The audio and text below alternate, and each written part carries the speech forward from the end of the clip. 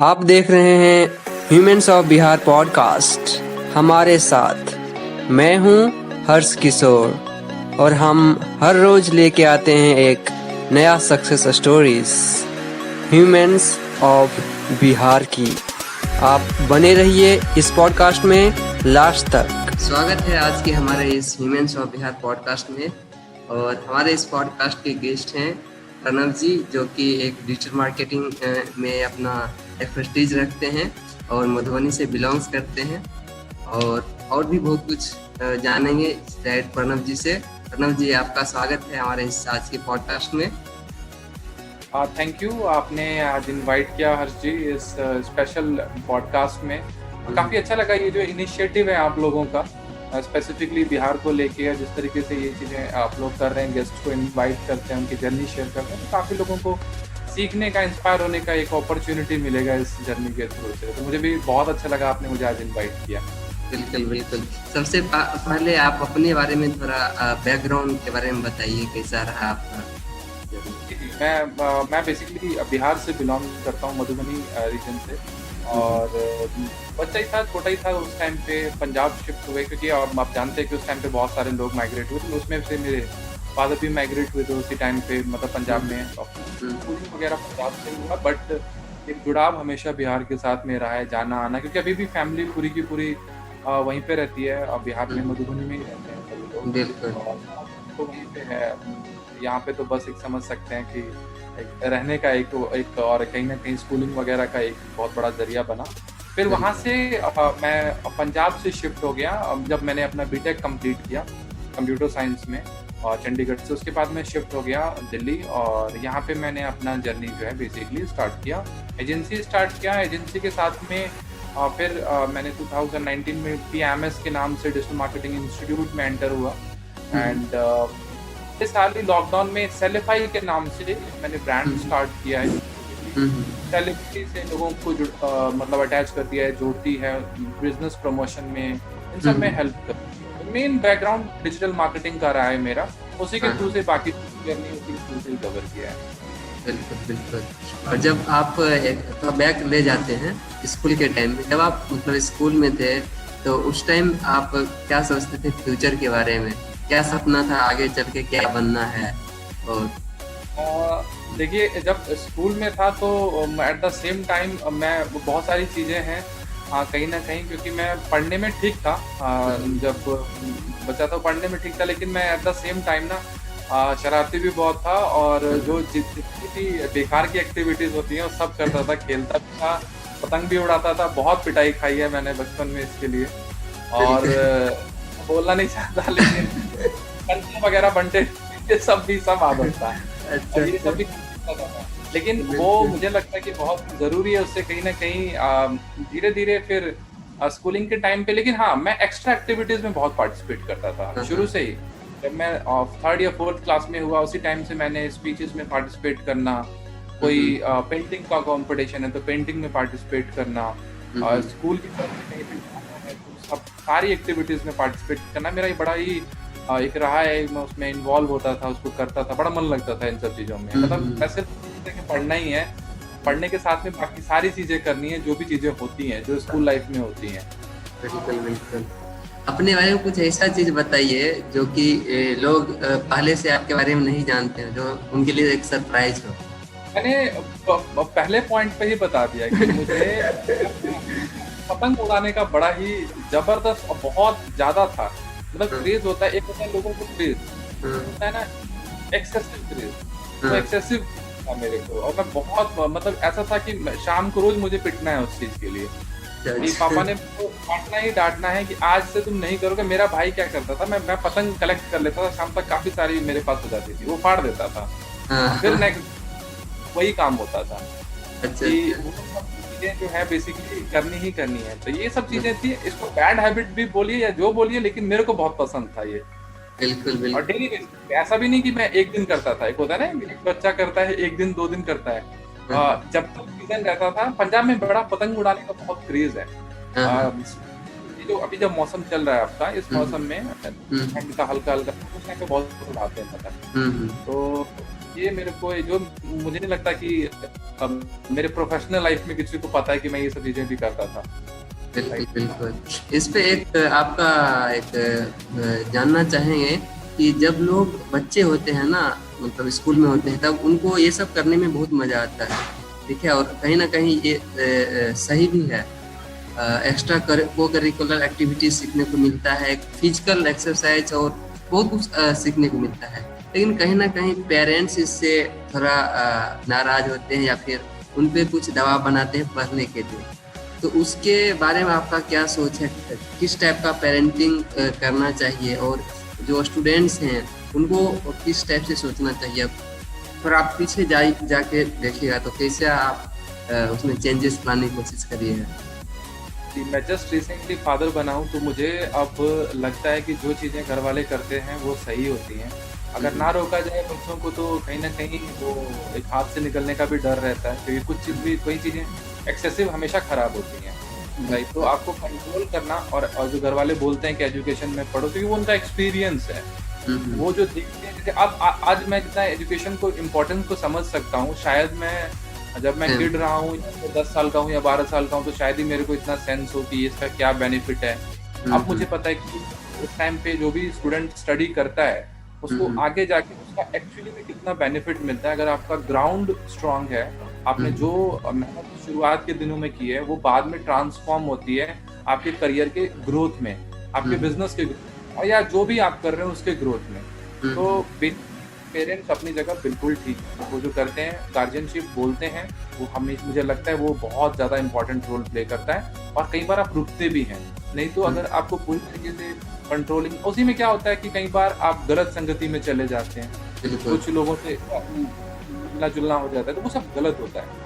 वहाँ पे रोकना, ये मेरा मेरा हमेशा से मानना, ये बहुत बड़ी चीज़ है। मेरे पेरेंट्स में एक चीज़ बहुत खासियत थी कि वो कहीं भी ज़्यादा मेल जो देखते थे तो वो रोकते थे मेरे को कि ठीक है, अपना तुम ठीक है, तुम कर रहे हो, कोई दिक्कत नहीं है, लेकिन कंट्रोल में रहो। तो मेरे को एक ही खराब आदत था, और उसके अलावा मैं सब कुछ ठीक था, मतलब कोई और एक्टिविटीज नहीं।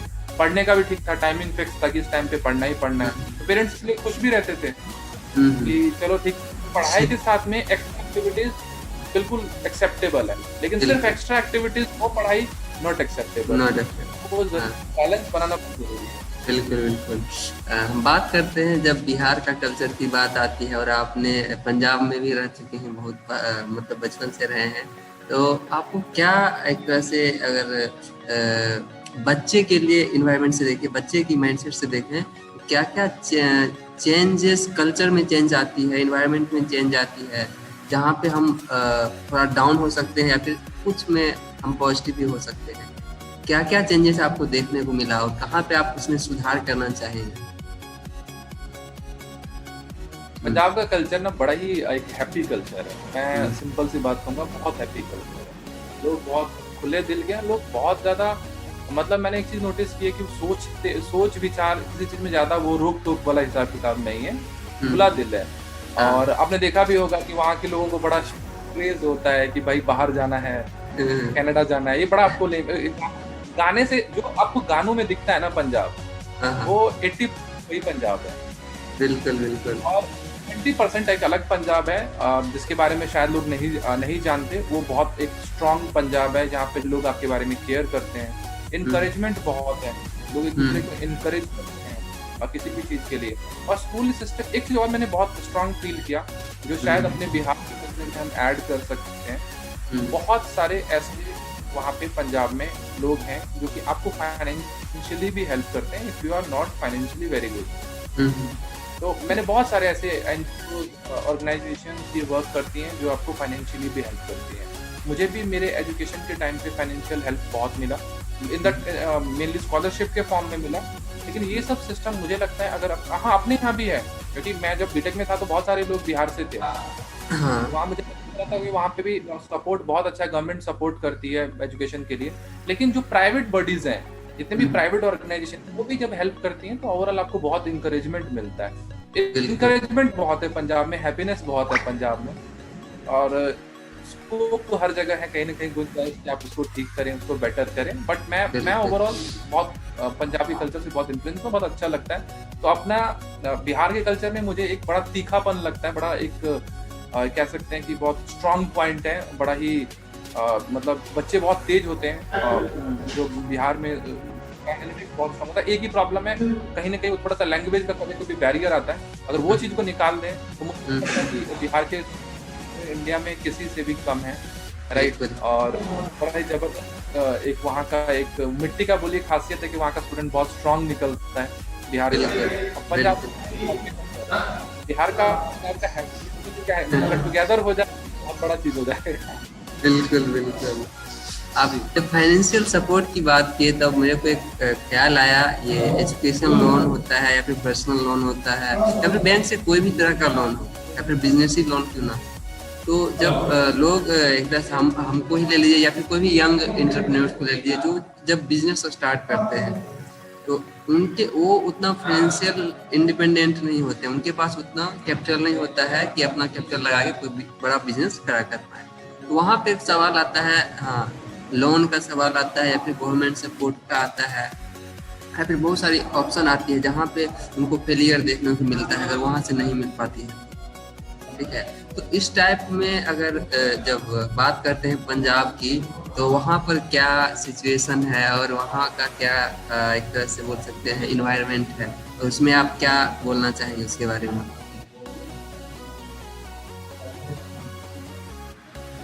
सब बहुत अच्छा है वहाँ का, और स्टूडेंट जो पढ़ना चाहता है उनके लिए बहुत अच्छा एटमोसफेयर है।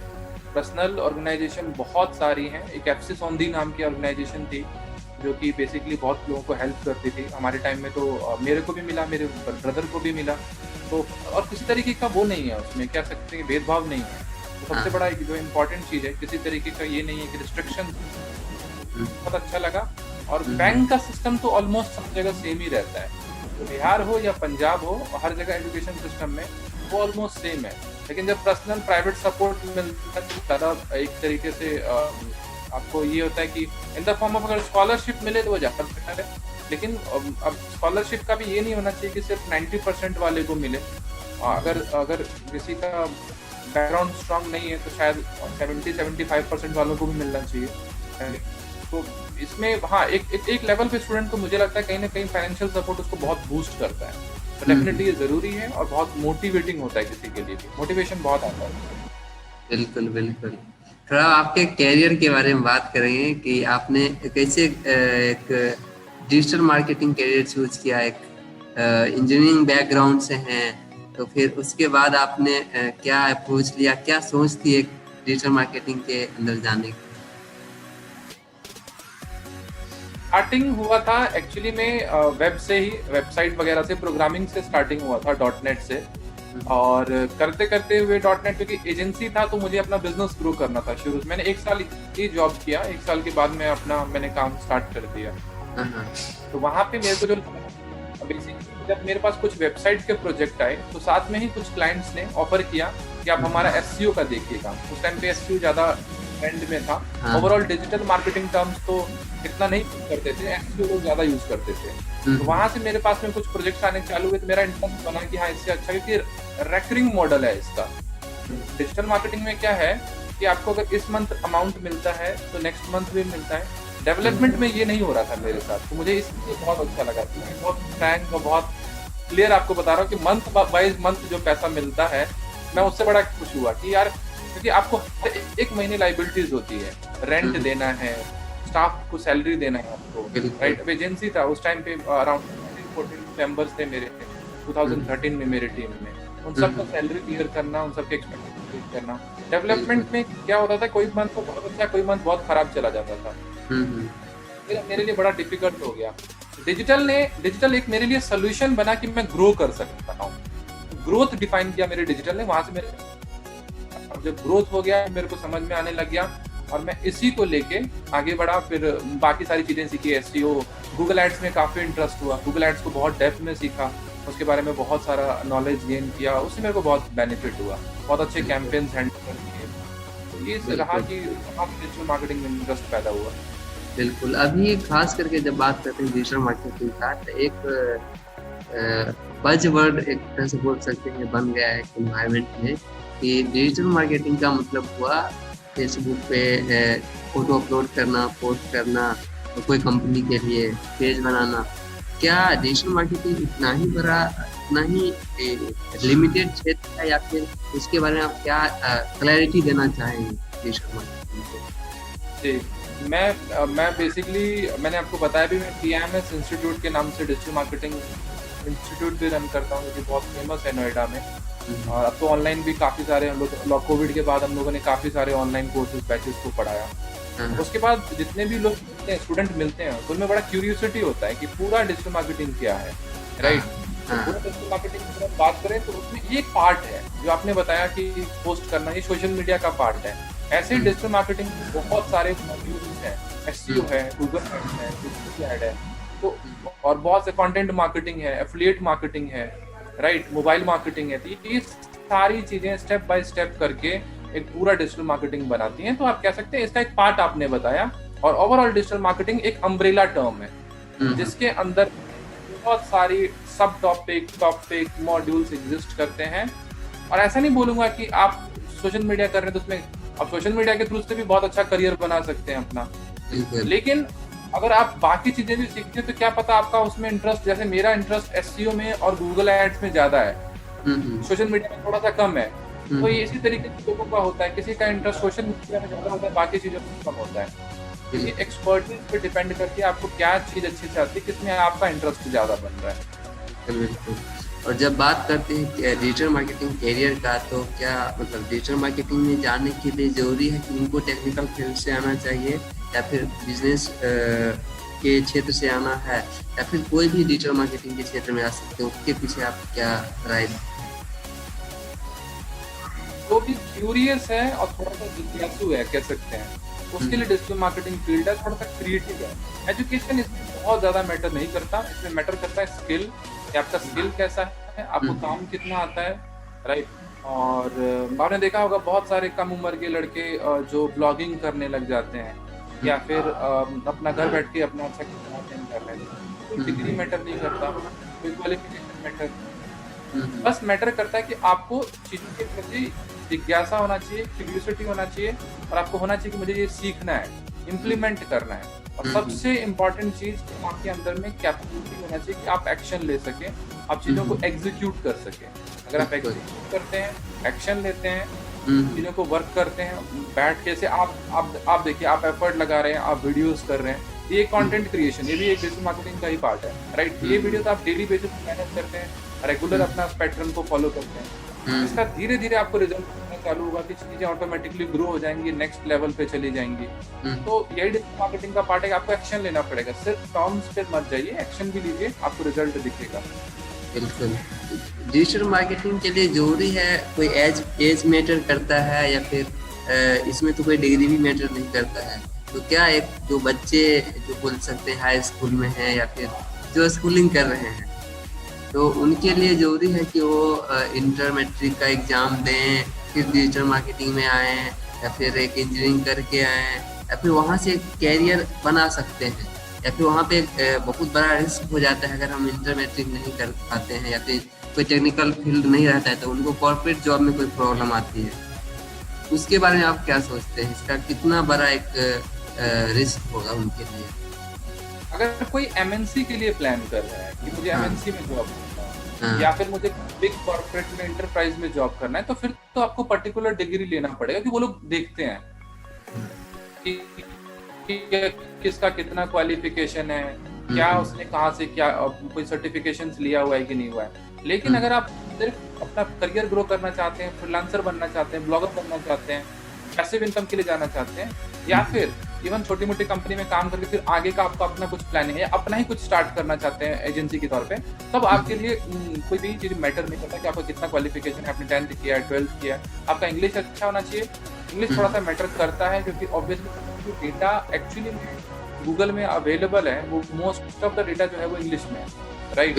हाँ, हिंदी ब्लॉगर बहुत सारे, मेरे बहुत सारे हिंदी ब्लॉगर्स हैं, लेकिन वो धीरे धीरे टाइम बन रहा है, अभी भी उसमें अर्निंग थोड़ा सा कम है एज कम्पेयर टू अगर इंग्लिश की बात करें तो उसमें ज़्यादा एक स्कोप बन गया है, क्योंकि जिस जितने ज़्यादा लोग काम करेंगे, ज़्यादा डेटा बनेगा, तो उसका स्कोप ज़्यादा तेजी से डिफाइन होगा और ऑडियंस भी बड़ा है। अब पूरे इंडिया को कवर कर सकते हैं। तो इंडिया में ही जो हिंदी है, हिंदी हर जगह तो आई थिंक बहुत मतलब कि अगर साउथ में चले जाते हैं तो बहुत सारे रीजन ऐसे हैं वो इतना एक्सेप्टेबल नहीं है, लोग उतना पढ़ते नहीं है उस चीज़ के बारे में। या फिर आप नॉर्थ ईस्ट में ही चले जाइए तो वहाँ पे भी सब जगह एक्सेप्टेबल नहीं है। हाँ, नॉर्थ में बहुत अच्छे से एक्सेप्टेबल है, वहाँ पे अच्छा खासा ऑडियंस मिल जाएगा। लेकिन फुल फ्लेज करियर की बात करूँ तो आपको बेसिकली कॉम्बिनेशन बनाना पड़ेगा। और हिंदी ब्लॉगर बनना चाहते हैं बिल्कुल बन सकते हैं, लेकिन थोड़ा सा उसमें आपको एफर्ट ज़्यादा लगेगा, ट्रैफिक ज़्यादा लाना पड़ेगा, काम ज़्यादा करना पड़ेगा। डिग्री डिपेंड करता है, लेकिन एमएनसी में मैटर किस चीज़ करता है, जब आप अपना कुछ करना चाहते हैं नहीं करना आपके लिए। बिल्कुल बिल्कुल। और एक और चीज़ इसके बीच में आ जाती है जो सर्टिफिकेशन कोर्सेज होती हैं, खास करके डिजिटल मार्केटिंग देख रहे हैं बहुत सारे लोग हैं जो सर्टिफिकेशन कोर्सेज प्रोवाइड करते हैं। उसका क्या महत्व होता है जब बात करते हैं डिजिटल मार्केटिंग जॉब लेने के लिए, या फिर एमएनसी में ही क्या उसका रोल होता है? देखिए, कोर्स इतना मैं खुद इंस्टीट्यूट चलाता हूँ, लेकिन मैं कभी भी नहीं कहूँगा कि किसी स्टूडेंट को कोर्स करना जरूरी ही है, राइट। कोर्स सिर्फ एक गाइडलाइंस होता है, राइट। और कहीं जाते हैं आप तो वो बहुत ज़्यादा मैटर नहीं करता कि आपको हाँ बेसिक इंस्टिक लग जाता है आपकी कि आपने यहाँ से कोर्स किया, तो एक्सपेक्टेशन थोड़ी सी इंटरव्यूअर की भी बन जाती है कि हाँ इसको कुछ आता है या इस फील्ड के बारे में ट्रेनिंग लेके आया है तो एक बेटर नॉलेज है उसको। और इंटर्नशिप भी बहुत अच्छा रोल प्ले करता है, वहाँ पे आप बहुत कुछ सीखते हैं इंटर्नशिप। और सर्टिफिकेशन की अगर आप बात करें तो सर्टिफिकेशन के लिए गूगल, हबस्पॉट, लिंक्डइन ये सब ऑलरेडी सारे के सारे फ्री सर्टिफिकेशन देती है। इसके लिए कोर्स का लेना ज़रूरी नहीं है। कोर्स आपको चाहिए क्योंकि जब मेरे पास जितने भी स्टूडेंट आते हैं उनके साथ इसमें प्रॉब्लम क्या होता है कि वो कहते हैं सर यूट्यूब से हमने पढ़ लिया, सारा इन्फॉर्मेशन गैदर कर लिया, लेकिन डेटा एक ऑर्डर में नहीं है। यूट्यूब पे वर्ल्ड का सबसे बेस्ट डेटा है, कोई भी इंस्टीट्यूट ये क्लेम नहीं कर सकता कि हम यूट्यूब से बेटर डेटा रखते हैं अपने पास में, क्योंकि वहाँ पे वर्ल्ड के सारे बेस्ट एक्सपर्ट्स आके एक कंबाइन एक प्लेटफॉर्म पे अपना डेटा डालते हैं। लेकिन प्रॉब्लम क्या है, एक सीरियल ऑर्डर में नहीं है। अब कोई टॉपिक है तो शायद वो हिंदी में ना हो, आपको हिंदी में पढ़ना है तो शायद वो इंग्लिश में हो, आपको वहाँ पे समझ नहीं आ सकता है। या फिर आपको ये नहीं पता कि पहले वर्डप्रेस कर लिया है तो अब एसईओ आएगा कि अब सीधा आपको एफिलिएट मार्केटिंग सीखना है। उसमें ये हो जाता है कि पहले आप जाते हो, आपको डोमेन होस्टिंग बताते हैं, फिर वर्डप्रेस बताते हैं, फिर एसईओ बताते हैं, फिर गूगल एड्स, मतलब एक सीरियल ऑर्डर है, स्ट्रक्चर वे में बना हुआ है। अपने आप को एक डायरेक्शन देने के लिए कोर्स बहुत अच्छा है, लेकिन अगर आप से बहुत ज़्यादा क्यूरियस है तो डेफिनेटली आप अडेप्ट कर सकते हैं कि आप कोशिश कीजिए कि आप यूट्यूब से सीखिए या अदर सोर्सेज। मतलब आज के डेट में 2021 में कोई भी ऐसा नहीं है जिसको पैसे के बिना अगर सोचता है कि मैं नहीं पढ़ पाऊंगा, मेरे पास पैसा नहीं है, तो ऐसा बिल्कुल भी नहीं है। बिना पैसे के there are lots of resources available. Even हमने भी अपने PMS के ऐप, डिजी PMS के नाम से मोबाइल ऐप पे डाला हुआ है, तो वहाँ पे जो बच्चे बोलते हैं कस्टमर उनको बोलते हैं आप वो एक्सेस कीजिए। यूट्यूब पे अब हम लोगों ने कोशिश की है और ज़्यादा से ज़्यादा टेक्निकल वीडियो डालें ताकि वहाँ पे बच्चे वहाँ से भी सीखें। तो किसी को भी एक अमाउंट के अभाव में ऐसा ना कि वो ना पढ़ पाए, तो ये लर्न फ्रॉम एनी सोर्स, बस उसको एक स्ट्रक्चर पता होना चाहिए। आपने बात की इंटर्नशिप के बारे में, तो जब इंटर्नशिप की बात करती है तो फिर एक क्या बोलते हैं डिग्री का वहाँ पे रोल आ जाता है, ठीक है। तो जो लोग अभी इस हाई स्कूल में हैं या फिर गांव में हैं, ठीक है, उनको उतना बढ़िया डिग्री नहीं है, तो इंटर्नशिप करने के पीछे भी कोई एक डिग्री का रोल होता है, MBA डिग्री या टेक्निकल डिग्री या फिर BCA बैकग्राउंड चाहिए। इंटर्नशिप में वो डिग्री का क्या रोल होता है, आप क्या बोलते हैं? डिपेंड करता है कि वो किस कंपनी के लिए अप्लाई कर रहे हैं। अगर वो किसी अच्छी कंपनी के लिए अप्लाई कर रहे हैं तो वो तो डेफिनेटली आपसे डिग्री मांगेंगी कि आपने कुछ किया हुआ है। 12th पास को बहुत कम ऐसे अच्छे कंपनीज होती हैं जहाँ पे वो अलाउ करती हैं कि आप यहाँ पे आके कर लीजिए, यहाँ पे आके कर लीजिए। मेजरली अगर आप चाहते हैं एक अच्छा कॉर्पोरेट कल्चर को अडेप्ट करना चाहते हैं या उसको एक्सेप्ट करना चाहते हैं, तो मैं आपको हाईली रिकमेंड करूँगा कि आप कोशिश कीजिए कि ज़्यादा से ज़्यादा एजुकेशन पे फोकस कीजिए, उसके साथ में लर्निंग कीजिए। अगर आपको अपना करना है तो फिर वही बात आएगी कि फिर आप इंटर्नशिप कीजिए, स्मॉल स्टार्टअप में कर लीजिए, वो इतना डिग्री के बारे में पूछेगा, वहाँ पे आपका नॉलेज दिखेगा, राइट। बिल्कुल। या फिर स्मॉल एजेंसी में कर लीजिए। आजकल तो बहुत सारी SEO agency, digital marketing agency लाखों में होंगी। इंडिया में ही अगर काउंट करने बैठे तो हर एक सिटी में आजकल बिल्कुल। इवन मेरे बहुत सारे दोस्त ऐसे पटना में हैं जिन्होंने मतलब कि वो अच्छा खासा डिजिटल मार्केटिंग एजेंसी चला रहे हैं। आपके जानकार में प्रभाकर जी बहुत अच्छा कर रहे हैं, और बिल्कुल ऐसे बहुत सारे लोग हैं जो कि बेसिकली इस तरीके के वर्कआउट कर रहे हैं और बहुत अच्छा कर रहे हैं। बिल्कुल बिल्कुल। और जब बात करती हैं बिहार की इन्वायरमेंट का, बिजनेस इन्वायरमेंट की, और पंजाब का एक इन्वायरमेंट है बिजनेस का, तो वहाँ पे डिजिटल मार्केटिंग के क्षेत्र में आपका क्या एक तरह से सोच है कि? डिजिटल मार्केटिंग आप कहीं से भी कर सकते हैं। आपको बेसिकली इंटरनेट अच्छा कनेक्शन मिलना चाहिए, हाँ और हाँ जो कि अभी किसी किसी की रीजन में कभी कभी लैग कर जाता है, हाँ ठीक है। हाँ हाँ, पंजाब में रहें या बिहार में रहें, डिजिटल मार्केटिंग कहीं से भी हो सकती है। तो ये यूथ उससे के लिए अच्छा अपॉर्चुनिटी है कि अगर वो जो काम शायद आप हैदराबाद में आए, शायद चेन्नई में, राइट, जो काम आप चेन्नई से कर सकते हैं वो काम मैं शायद मधुबनी से भी कर सकता हूँ, अपने गांव में भी अपने घर में बैठ के कर सकता हूँ। बस थोड़ा सा इंटरनेट आना चाहिए। डिजिटल मार्केटिंग के लिए रिक्वायरमेंट नहीं चाहिए, बस एक लैपटॉप, इंटरनेट अच्छा, राइट, और एक फोन आपके पास में हो तो काम आराम से चलता रहेगा। बिल्कुल बिल्कुल। तो ये डिजिटल मार्केटिंग ऐसा क्षेत्र है जहाँ पे आप कहीं पे भी रह के कहीं से काम कर सकते हैं। इसमें कोई जरूरी नहीं है कि आप ऑफिस जाएं या फिर पंजाब, हरियाणा और दिल्ली जाना पड़ता है। ये एक इंडिपेंडेंट बोल सकते हैं। जी। हाँ, आप अपने स्टार्टअप के बारे में बताइए कि आपका जर्नी एक इंजीनियरिंग बैकग्राउंड से एक बिजनेस बैकग्राउंड में कैसे हुआ। मतलब एक तरह से हम स्टार्टअप की बात कर रहे हैं, तो आपने डिजिटल मार्केटिंग का जब बिल्ड किया था अपना एक बिजनेस के तौर पर, उस टाइम बहुत सारी प्रॉब्लम आई होंगी।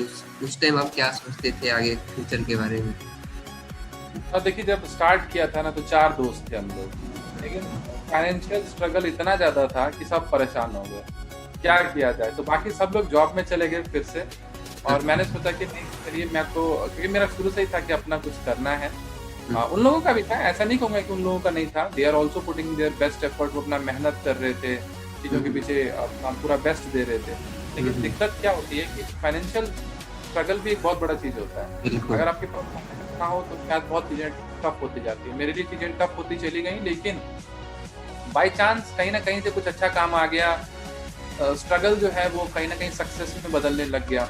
तो वहीं से 2013 के लास्ट में मैंने अपना काम स्टार्ट कर दिया। पहले हम लोगों ने Asia zinc info services start किया, बाद में इसको एपी वेब वर्ल्ड के नाम से डिजिटल मार्केटिंग एजेंसी 2014 के स्टार्ट में नाम चेंज किया हमने। एशिया जिंक को 13 में स्टार्ट किया था, लेकिन उसका नाम चेंज करके एपी वेब वर्ल्ड कर दिया। वही आज तक मैं रन कर रहा हूँ एजेंसी को।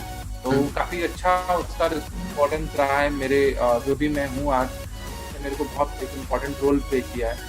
उसके बाद का जर्नी जो रहा डिजिटल मार्केटिंग में, जैसे जैसे सीखा, चीज़ों को लर्न किया, तो knowledge in the form of workshop करने लग गया। फिर इसी तरीके से इंस्टीट्यूट में जब आया, PIMS इंस्टीट्यूट में, तो उस टाइम पे बच्चों को ट्रेन करना स्टार्ट किया। मैं पहले भी वर्कशॉप्स वगैरह करता था, सेशंस करता था। अब एक पर्टिकुलर डायरेक्शन मिल गया कि हाँ, अब पर्टिकुलर वे में स्टूडेंट्स को गाइड करना है या उनको पढ़ाना है। तो वो PIMS में जर्नी बहुत अभी तक बहुत अच्छी रही। हम लोगों ने 100 बैच जस्ट रिसेंटली कंप्लीट किया है, और ऑलमोस्ट 2000 प्लस स्टूडेंट्स को हम लोग पढ़ा चुके हैं। ये एक बड़ा एक अच्छा फील होता है, कितने सारे स्टूडेंट्स का लाइफ में ट्रांसफॉर्मेशन के तौर पे हम लोग काम कर रहे हैं, उनकी जर्नी में एक इम्पोर्टेंट रोल प्ले कर रहे हैं, right. And then last year सेलिफाई के नाम से एक इन्फ्लुएंस मार्केटिंग प्लेटफॉर्म क्रिएट किया है, जो कि मेजरली काम करती है कि जैसे कि मान लीजिए आपका बिजनेस है, आपको उसको ग्रो करना है, तो आपके लिए बड़ा टफ होता है कि आप किसी बड़े सेलिब्रिटी को, अमिताभ बच्चन को या ऋतिक रोशन को हायर करें अपने उसके लिए। तो आप ढूंढते हैं कि ऐसे सेलिब्रिटीज जो शायद मेरे रेंज में हो, मेरे बजट में हो, और वो मेरे लिए काम कर सकें। तो ये कॉन्सेप्ट एक्चुअली बहुत पॉपुलर हुआ है, धीरे धीरे ये कॉन्सेप्ट बढ़ता जा रहा है। तो इसी कॉन्सेप्ट को लेके हम लोग आगे बढ़े, और बहुत अच्छा रिजल्ट इसका देखने को मिल रहा है। बहुत सारे बिजनेसेस को हमने ट्रांसफॉर्मेशन में हेल्प किया। अभी जस्ट रिसेंटली हम लोगों ने अपने अराउंड मोर देन 80 कंपनीज को हमने जो है वो हेल्प किया है, उनके ब्रांडिंग में, उनके प्रमोशन में। अच्छा है, बहुत स्ट्रॉन्ग चीज़ है। तो डिजिटल मार्केटिंग में जो एक जर्नी रही, उसको मैं अगर समराइज कर दूं, एक सिंपल टर्म से बताऊं, तो 500 से अधिक क्लाइंट्स को कर चुका हूं। 200 प्लस स्टूडेंट्स को ट्रेन कर चुका हूँ और 80 प्लस कंपनीज को as a influence marketing platform के तौर पे हम लोग हेल्प कर चुके हैं। बड़ा एक अच्छा बड़ा एक्सपीरियंस है। अचीवमेंट, हाँ बिल्कुल बिल्कुल। थोड़ा आप पीछे ले जाते हैं। हाँ हाँ तो नहीं बोलूंगा बड़ा अचीवमेंट है, हाँ सेटिस्फेक्शन है कि कहीं ना कहीं एक ट्रांसफॉर्मेशन का पार्ट है और बहुत सारे लोग जुड़े हुए हैं साथ में, तो ये एक बड़ी अच्छी एक अच्छा एक्सपीरियंस है। बिल्कुल। आपने बताया कि 4 आदमी के साथ आपने ये स्टार्टअप स्टार्ट किया था, ठीक है, तो उस टाइम में आप कैसे वो लोग को चूज किए या फिर उनका क्या एक तरह से अप्रोच था आपके लिए? और एक टीम को चूज करना एक क्या बोल सकते हैं, ऐसे आदमी को खोजना जो एक बिजनेस में उतना ट्रस्ट होना चाहिए और बहुत कुछ देखा जाता है, टैलेंट देखा जाता है, बैकग्राउंड देखा जाता है। उस टाइम आपका क्या सोच था और कैसे आपने वो लोग को चूज किया और उनके बारे में थोड़ा बताइए। जी, जब स्टार्ट किया था तो हम लोग 4 थे, मैं था, अमरीश थे, ब्रजेश मिश्रा थे और सत्येंद्र राम त्रिपाठी जी थे। तो ये 4 लोग हम लोग थे। अमरीश मेरे साथ में कॉलेज में पढ़ता था, वो भी बिहार से है। अभी वो पटना में NIC में जॉब करते हैं, बहुत अच्छी जॉब है उनकी। और अभी उसने भी बहुत सारे लोगों को हेल्प किया। तो हम लोग हम 2 लोग जो थे, एक्चुअली दिल्ली में हम लोग सेम बिल्डिंग में रहते थे, हम दोनों क्लासमेट थे और हम दोनों का बहुत बनता था। साथ में जो 2 लोग और थे वो नोएडा के ही किसी कॉलेज से थे, ब्रजेश और त्रिपाठी जो भैया थे हमारे, वो किसी कॉलेज कंपनी में काम करते थे। तो हम लोग ऐसे आपस में बैठ के डिस्कशन, जो चाय पे बैठते हैं ना, तो चाय पे बहुत सारा कुछ हो जाता है, चाय पे चर्चा हो जाती है। तो ऐसे हम लोग डिस्कशन करते रहे कि क्या कुछ किया जाए, कुछ अपना किया जाए, चीजें बदल रही हैं। तो वहां से हम लोगों ने जर्नी को जो है ना सब लोग मिल के स्टार्ट किए और आगे बढ़े। बट आपने सही कहा कि ये टफ होता है बिजनेस को चूज करना, बहुत सारे चैलेंजेस होते हैं। चैलेंजेस के कारण चीजें अलग हुई, चीजें जिसको जो बेस्ट पाथ लगा उन्होंने उस पाथ को चूज किया। लेकिन उसके बाद तो जर्नी बहुत अच्छा रहा। यहाँ पे मतलब वहां से तो मैं अकेला हो गया, लेकिन बाद में फिर PMS में मनीष चौहान जी जो हैं उनका साथ मिला। He is also from Bihar, Patna, और उनका बहुत स्ट्रॉन्ग साथ था मेरा PMS की जर्नी में। वो पहले से ही इंस्टीट्यूट चला रहे थे PMS को। मैं फिर उसमें जाके जुड़ा क्योंकि उनको लगा कि I will be a good, मतलब उनके काफ़ी अच्छा रहेगा हम दोनों का टाई अप। और काफ़ी उसके बाद हम लोगों ने बहुत सारे स्टूडेंट्स के रोल में एक इम्पॉर्टेंट रोल प्ले किया और वहाँ से वो मनीष जी का बड़ा अच्छा साथ रहा। फिर सेलिफाई में अल्तमश हैं जो कि बैंगलोर से हैं, उनके साथ मिलके मैंने सेलिफाई स्टार्ट किया। पार्टनर्स बहुत सारे जुड़े, जर्नी में लोग जुड़ते हैं तो जर्नी इंटरेस्टिंग हो जाती है, स्ट्रांग हो जाती है, आपको मजा आता है। तो वही, और दूसरे एक्सपीरियंस में बहुत कुछ सीखते हैं, इंसान के एक्सपीरियंस से ही सीखता है। बहुत कुछ सीखा मैंने उनके एक्सपीरियंस से। बिल्कुल बिल्कुल। और अभी खास करके जो लोग जॉब कर रहे हैं या फिर जो डिजिटल मार्केटिंग में आना चाहते हैं और जो चाहते हैं कि अकेला हम नहीं कर सकते हैं या फिर उनको एक मतलब टीम का जरूरी पड़ता है, मतलब तो क्या ये जरूरी है कि अकेले स्टार्ट कर सकते हैं डिजिटल मार्केटिंग में जैसे बिजनेस, या फिर टीम को होना जरूरी है? अगर होना जरूरी है तो वो कैसे चूज, क्या एडवाइस देंगे उनके लिए, कैसे चूज करें? देखिए, अगर आप अकेले स्टार्ट कर रहे हैं तो वो भी बहुत अच्छा है, क्योंकि मैंने 5 साल तो अकेले ही किया बिजनेस और मुझे नहीं लगता कि बहुत बड़ा चैलेंज आता है। पार्टनर होने से एक बड़ा दिक्कत होता है 2 माइंडसेट का आपस में मिलना। नहीं मिलता है तो बहुत सारा कॉन्फ्लिक्ट होता है, बहुत सारे आइडियाज पे डिस्कशंस होते हैं कि ये नहीं, ऐसा नहीं, वैसा नहीं, रोक टोक होता है बहुत सारा, राइट, आप जो कर रहे होते। लेकिन अगर सही माइंडसेट आपस में मिल जाए, 2 लोगों का विचार आपस में मिल जाए, तो ये बहुत बड़ा ग्रोथ का रीजन बनता है। क्योंकि बहुत सारी चीजें ऐसी होती हैं जो आप नहीं कर सकते, सामने वाला कर सकता है। तो आपको सामने वाले में ना कहीं ना कहीं एक देखना पड़ता है कि वो किस स्किल का है, उसको क्या चीज बढ़िया आता है, इनकरेज करना। जब कई बार क्या होता है, आपका मोरल डाउन हो जाता है, आपको लगता नहीं हो पाएगा। अगर आपका पार्टनर अच्छा होगा तो वो आपको लिफ्ट कर देगा कि हाँ नहीं हम कर सकते हैं, हमारे पास में अपॉर्चुनिटी है, हम बहुत अच्छा कर सकते हैं। ये पार्टनर का एडवांटेज होता है कि वो बूस्ट कर सकते हैं आपके मोरल को। और एक तरीके से ये डिसएडवांटेज ये होता है कि कई बार अगर नहीं मिलते हैं माइंडसेट तो बहुत रोक टोक होता है। तो अगर आप सिंगल जा रहे हैं, आपको लगता है किसी का माइंडसेट आपसे नहीं मैच हो रहा है, तो मत बनाइए पार्टनर। अगर आपको लगता है कि माइंडसेट मैच हो रहा है, वो भी इतना अच्छा है जितना मैं हूँ, या वो इस चीज में अच्छा है, मैं सेल्स में अच्छा हूँ, वो मार्केटिंग में अच्छा है, या फिर वो टेक्नोलॉजी में अच्छा है, मैं सेल्स में अच्छा हूँ, तो आप लोग कंबाइन कर सकते हैं, बहुत अच्छा कर सकते हैं साथ में। आप अपने कुछ ऐसे चीज बताइए जो जिससे आप ज्यादा डिस्टर्ब हुए हों, एक तरह से बात करें स्टार्टअप जर्नी में, तो आप अपना सबसे बड़ा फेलियर क्या मानते हैं? क्या एक पीछे जाके क्या चेंजेस ला सकते हो फेलियर में, या फिर कोई मिस्टेक ऐसा हुआ हो जिससे कि आप अभी बदलना चाहते हैं? मैंने 15, 16, 17 ये 3 साल बहुत सारे फाइनेंशियल क्या बोलते हैं, मैंने अपने पे लाइबिलिटीज पाला।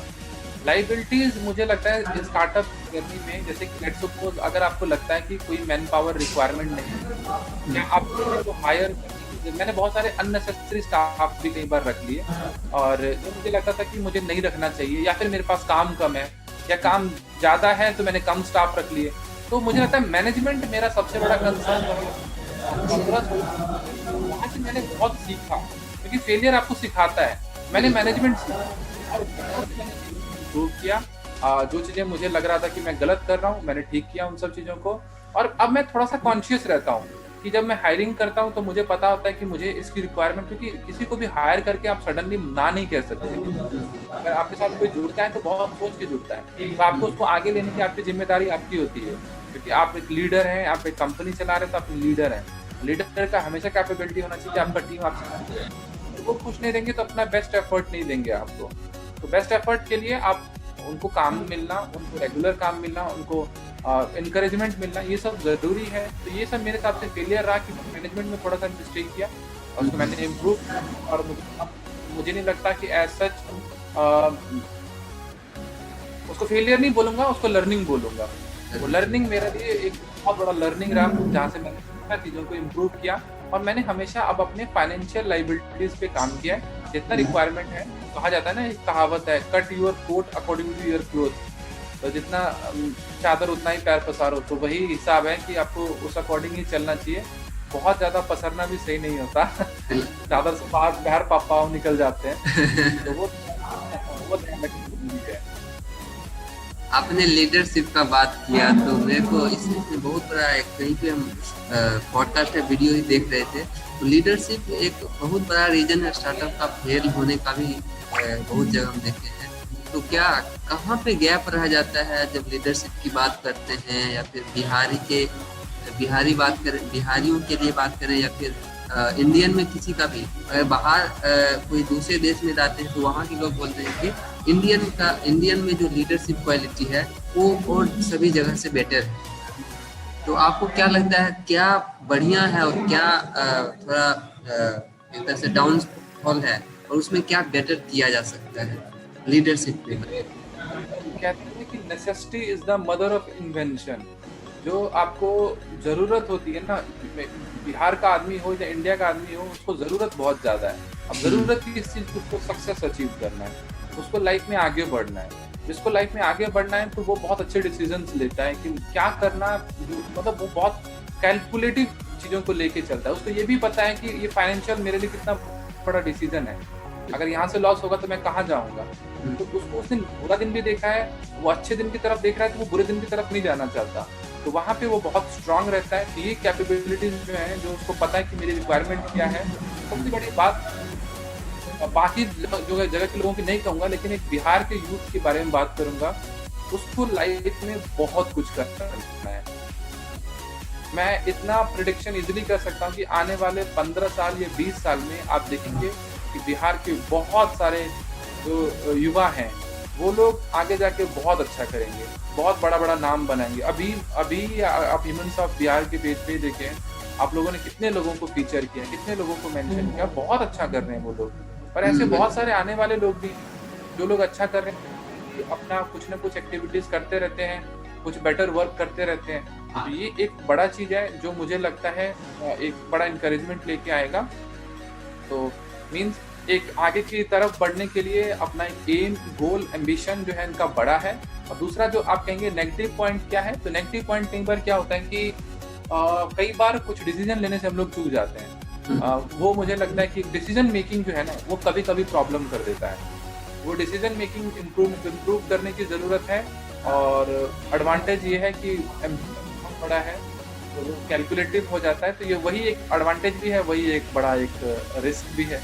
बिल्कुल। बात जब करते हैं फ्यूचर के बारे में, तो डिजिटल मार्केटिंग का आगे क्या फ्यूचर है और उसके बारे में आप क्या बताते हैं? उसका अगर कोई कभी करियर स्टार्ट करना चाहता है तो फ्यूचर का क्या प्लान लेके चले?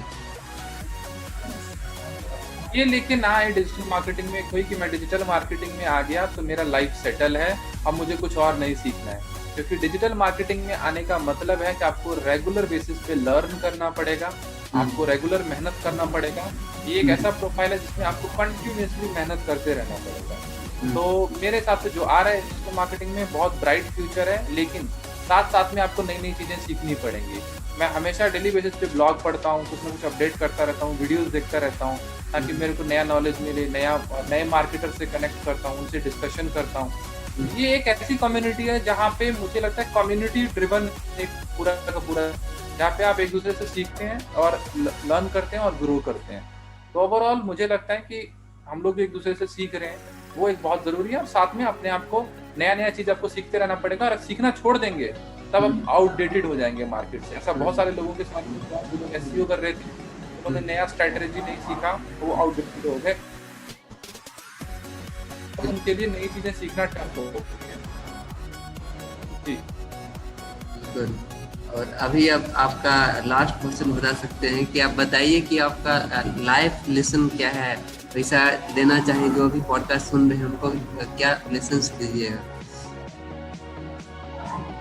आप देखिए, मैं सबसे इम्पोर्टेंट बात कहूँगा कि जो लोग भी इस पॉडकास्ट को सुन रहे हैं, पहली बात कॉन्ग्रेचुलेशन कि आप लोग इस चीज़ को सुन रहे हैं, रेगुलर लिसनर हैं इस चीज़ के, राइट। और बहुत सारे आपने जर्नी शेयर किए इस चैनल पे, तो बहुत कुछ लोगों को सीखने के लिए मिला होगा। सबसे इम्पोर्टेंट बात है कि लाइफ में ना आप स्टेप्स लीजिए, और स्टेप्स लेने से पीछे मत हटिए, और रेगुलर मेहनत करते रहिए। और सबसे बड़ा चीज़ जो आपके पास में है वो है आपका नॉलेज। आपका पैसा आपका गुम हो जाएगा, आपका सब कुछ आपसे छिन जाएगा, आपको कोई लूट सकता है, डकैती कर सकता है, लेकिन जो नॉलेज है, ब्रेन में जो आपने चीज़ें स्टोर की हैं, वो आपसे कोई नहीं छीन सकता।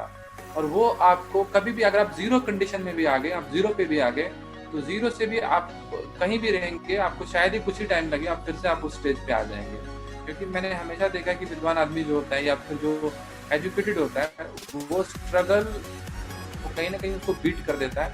हाँ, मैं ये वैसा तो नहीं है कि वो बहुत बड़ा बिजनेसमैन बन जाएगा, ये हो जाएगा, वो हो जाएगा, वो तो बात की बातें होती हैं। वो तो आपके एक्शंस पे, आपके करेज पे, आपके गोल पे, आपके एम्बिशन पे डिपेंड करता है। लेकिन नॉलेज आपको लाइफ में एक स्ट्रांग एक आपको विजन दे देता है, आपको एक ऐसा चीज दे देता है जिससे आपके आसपास के लोग जो हैं आपकी बड़ी रिस्पेक्ट करते हैं, आपकी मार्केट में वैल्यू बहुत होती है। तो वैल्यू के लिए आप नॉलेज की तरफ जाइए, अपने आप को अपडेट करते रहिए, और रेगुलरली कुछ ना कुछ सीखते रहिए, ताकि अगर कुछ आपके लाइफ में बड़ा अपॉर्चुनिटी आता है तो आप उसको दोनों हाथों से ग्रैब कर सकें, उसको लेके आगे बढ़ सकें, और आपको ऐसा ना फील हो कभी भी कि मैं ये नहीं कर सकता। हमेशा याद रखिए कि आप लाइफ में कुछ भी कर सकते हैं, अगर आपके पास पैशन है, अगर आपके पास में नॉलेज है और विजन है, ये सब चीज़ें आपके पास में होनी चाहिए। बिल्कुल बिल्कुल, बहुत बहुत धन्यवाद आपका इस पॉडकास्ट में आने के लिए, और उम्मीद है कि बहुत कुछ सीखने को मिला होगा जो भी ये इस पॉडकास्ट को सुन रहे होंगे। ठीक है, बहुत बहुत धन्यवाद।